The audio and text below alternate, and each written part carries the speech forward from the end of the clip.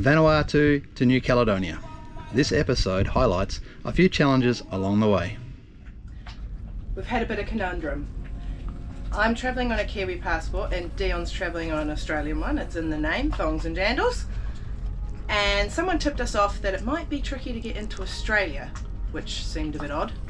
So I sent an email to Australian Border Force and abbreviated, they came back and said, yes, come to Australia, you'll have to import your boat within 30 days. So the problem is, I'm an Australian citizen travelling on an Australian passport, but I reside in New Zealand. So Customs are looking at making us fully import the boat, and we have 30 days to do it, or otherwise we can't leave the port of entry. We have a perfectly good New Zealand registered boat, and importing a boat would be, I don't know, $20,000 or something we don't need to throw away. So I emailed back, and I had thought from the website that we are eligible for a permit for cruising, and pointed such permit rules out to them, and they've come back and basically said we may grant you a cruising permit, you're eligible, please send us paperwork and we'll determine whether we give you the permit or not upon arrival to Australia, which of course we need to know in advance because we won't go to Australia if we have to import the boat. So anyway, we're just about to go to the Down Under Ralley cruising forum on entering Australia on their Go West cruising rally, because they help boats get into Australia, and turns out we need a bit of help, so we're going to the meeting. Got east in it. If you end up here with a lot of south in it, it's going to be a beast. Again, it's not dangerous, it's just going to be uncomfortable. Met John in the Down Under Ralley. He's really cool.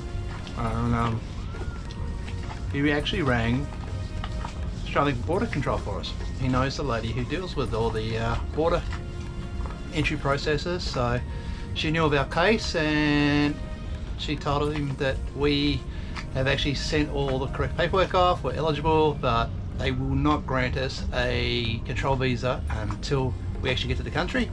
But looking at the paperwork, she said there's no reason why they wouldn't issue the control visa, and so we're going to go to Australia, and fingers crossed we get this control visa and we can cruise Australia. So we'll see what happens when we get there. Sounds like we're in for a permit. Maybe. Very fortunately, the Down Under seminars run in Vanuatu and New Cal to catch the cruisers before they do their passage to Australia. Our passage prep takes us a couple of weeks by the time we get everything sorted. Often in looking for weather windows, it becomes a case of hurry up and wait. Lots of food prep and sometimes a little extra. 2 days before a passage and the oven catches on fire. Crops. We developed a gas pipe leak in one of our hob burners, which unfortunately went boom, and the stovetop caught on fire. Sadly, as we are amateur YouTubers, when something really goes wrong, we don't think to pick up the GoPro and film it. Back to repacking the boat.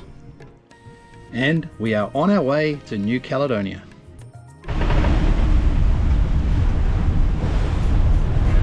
AM, day 1, Port Vila, Vanuatu, to Numia, New Caledonia, which is an upwind sail, alright. It's a bit lumpy out here. A little bit. We're getting basically 18 gusting 25, which is what the forecast was, and we're trying to make the most of the very little east in the wind because it's going to come around and be more wind the more we go, but it's going to drop off and be a little bit more comfortable and less swell, I think. Maybe by lunchtime. Yeah, well, starting to drop at lunchtime, yeah. How you feeling, Mr. Watchman? Got up early. 4:30 start. A bit tired already, and it's only 10 days. Yeah. 3 hours down, 3 days to go.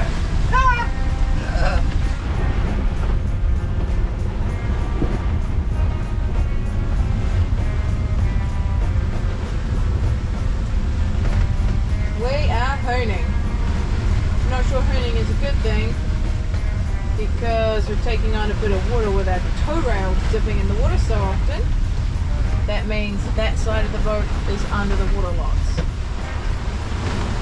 Ah, we've got some blue skies and it's upwind all the way for us. What the heck is going on? The sun is out and it's actually comfortable. Yeah, we've got like 14, 15 knots, still going upwind.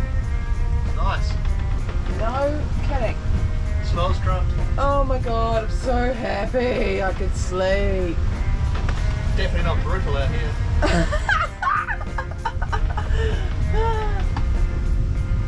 Alright, we'll go back to bed. Good night.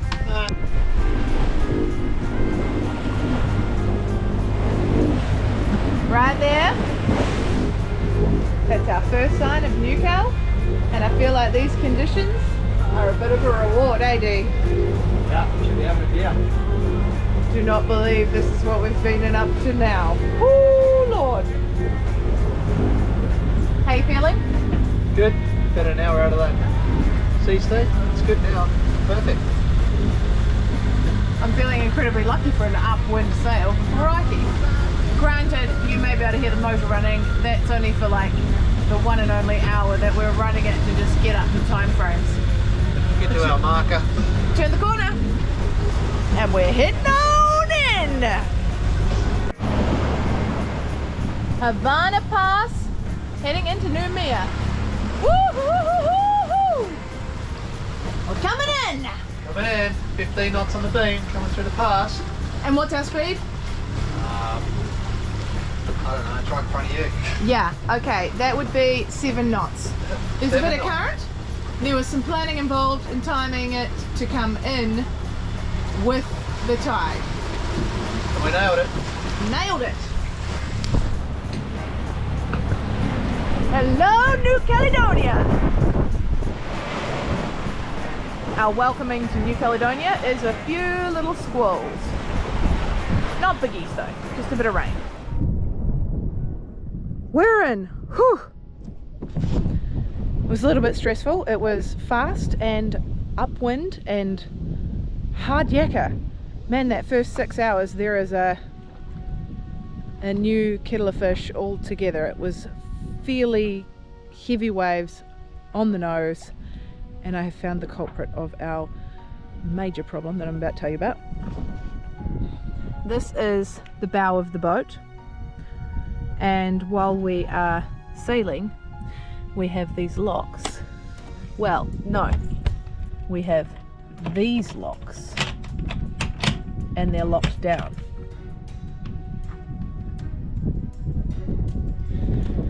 And while we were sailing through the heavier seas, this lock, as you can see, it was locked, cable tied, and the whole lock got ripped off,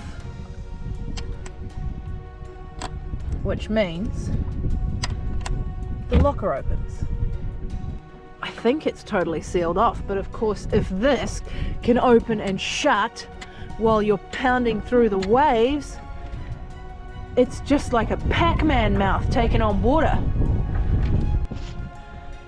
This is our staysail, that bag there, which is a smaller sail that we have ready to deploy on passage, and that staysail is strapped down over that locker.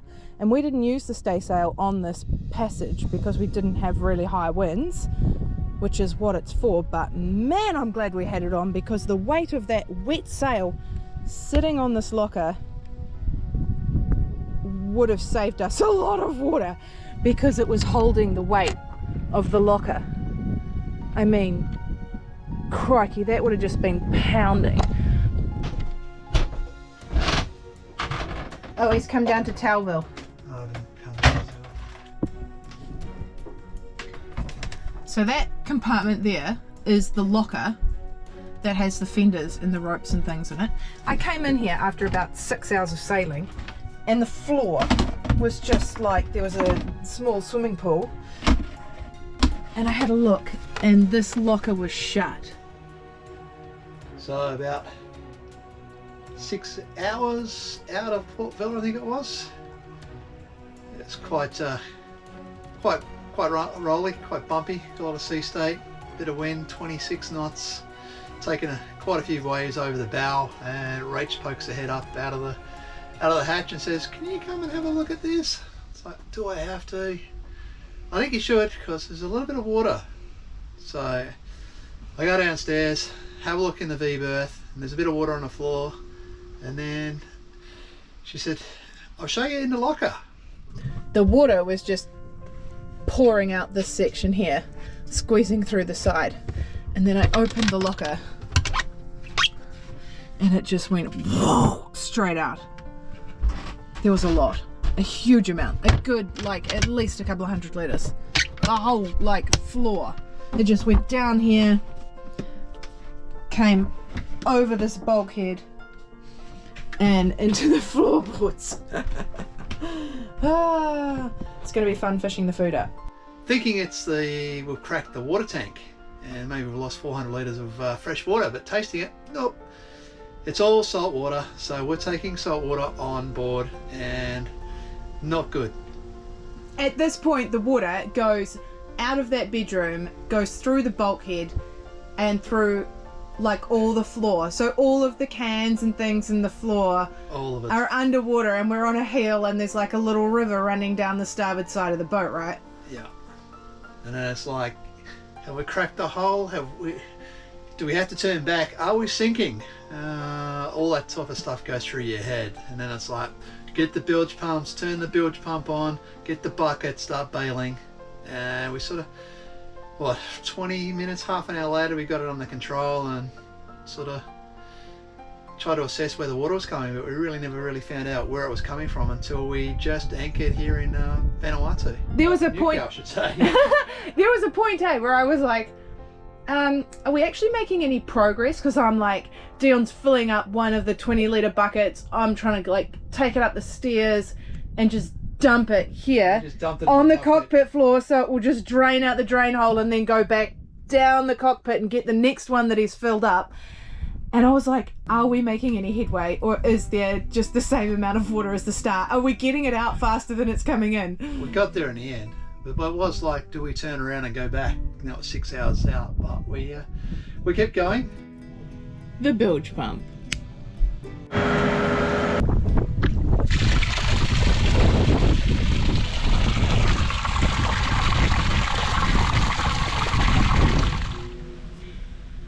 Remember how I told you or showed you that we strip all the can labels off our cans and put them in the bilges along with dry goods?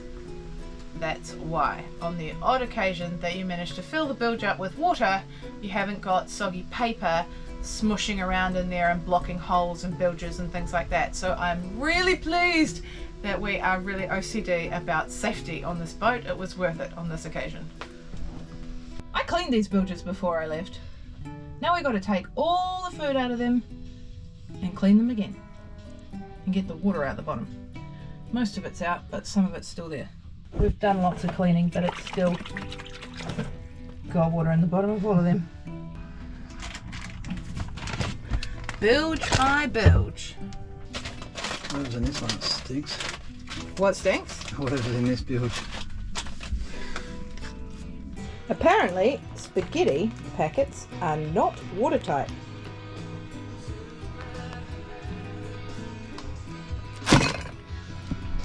All my fuses, all my lights. Everything's drowned down there. Gotta be kidding me.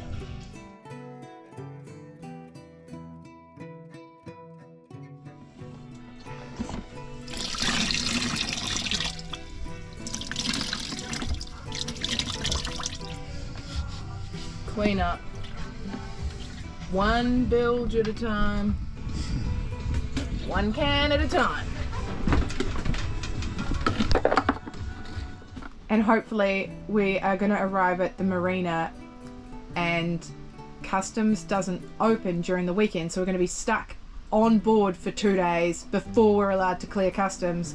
So I'm hoping the marina says, yes, you can come and use the laundry and clean those towels that are soaking wet everywhere. We used to mop up the floor. Yeah. Yeah. Oh, and We're not really anchored here at the moment. We do have to go clear customs yet. We can't make the marina anyway tonight. It's still another 25 nautical miles and it'll be 7 o'clock in the dark and customs are closed. Yeah. So it's pointless really. Yeah, pretty hard. You have to turn up to see customs, but customs closes at 12 o'clock on a Friday and reopens on Monday morning. So that's 2.5 days you can't turn up. You can't really pick the weather window that accurately. Well, you've got to get the tides right to come through the pass, make sure you've got an incoming tide, not too much sea state, and then try and get to the marina in time. It's just impossible. Yeah, it is. Because it's about 45 or 50 nautical miles from getting through the pass to getting to the marina. Yeah. But I'm shattered. It's time for a whiskey. Oh, yeah.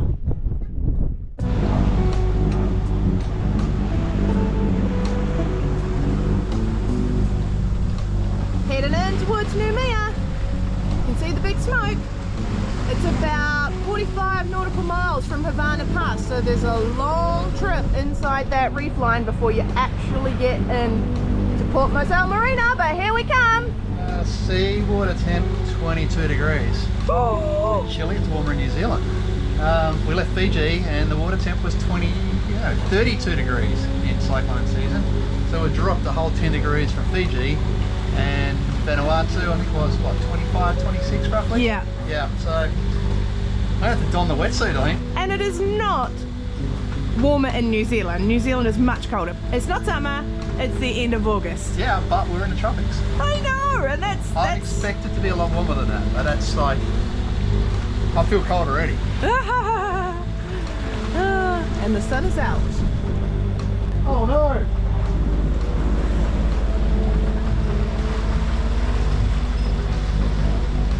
Put the flag out this morning and it's broken. We don't have a New Zealand flag anymore. Oh, we had a big New Zealand flag and when did it fall off? Well, it's just been recently. In like the last 5 minutes, hey? We only put it on to go into the marina. I think it was a broomstick. I just bought it from Sunny's. The broomstick has not survived the weather. And it's like proudly flying the flag as you arrive to a new country and the blimmin' thing snapped off and fell in the water. Guts! That sucks. Our New Caledonia customs experience was a piece of cake. In fact, we were searched by biosecurity, who were on call over the weekend, but we never even met customs. Arriving into Noumea was a bit of a relief. We had diagnosed the problem and could rectify the situation with new locks and carefully resealing the internal locker. Our next adventure awaits.